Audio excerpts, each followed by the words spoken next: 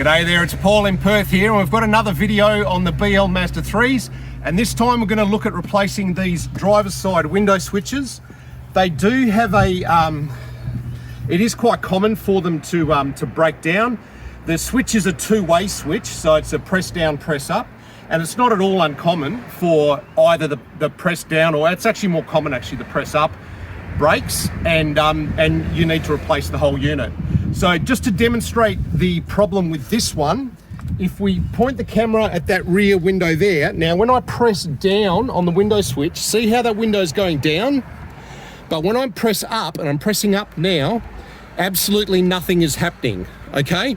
So that's the problem that we're dealing with, and that's quite a common problem. I've seen it before. Now, I've got this replacement unit here from a car that I've wrecked. I've tested all of these buttons. I know they all work. So let's go through the process of the changeover. You really only need one tool, which is a flat trim tool, although having a flathead screwdriver can help for when it comes to removing these electrical connectors. But the only one you really must have is a flat trim tool. Now what I want you to do is grab your flat trim tool, and along this rear edge of the window switch, put your trim tool in there and bend up, right? Now the reason you're doing it with a plastic tool instead of a flathead screwdriver is if you stick something metal in there, there's every possibility that you're going to damage the plastic here, or you're going to damage the foam there. So do it with a piece of plastic so it's nice and soft. Now just work your way around and just get that all popped up, and then it comes out, and then there you go, there's your connectors on the rear.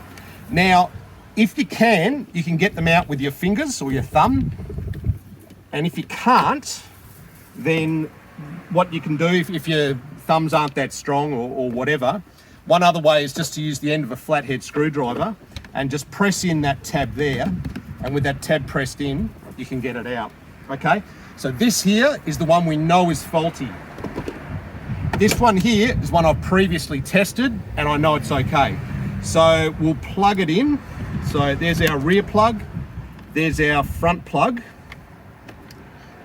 Right, now got the ignition on, so there's the driver's window going up and down.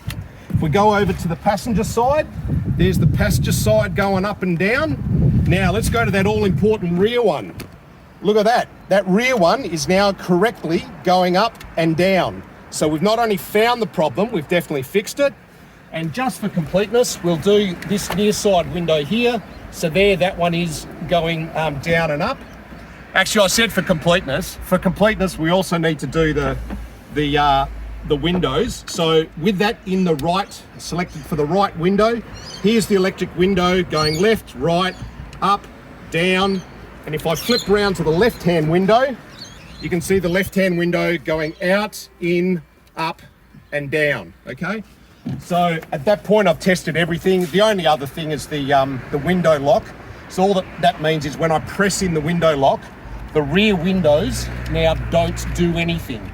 So that also proves that the rear window lock is working. So we've proved that's working, and to refit it, all you do is just line it up on the tabs and gently push down, okay? And that's fitted. So it's an easy job. It's a couple of minutes. It is a common problem on the BL Mazda 3, but super easy to fix, okay? Now I want you to do three things for me. I want you to smash that like button. I want you to click on subscribe, and I want you to leave me a comment if I've helped you, and I want you to tell me what country you're from, and I want you to say something kind to me, all right? Because I love hearing kind words, all right? Thank you from Perth. I'll see you next time.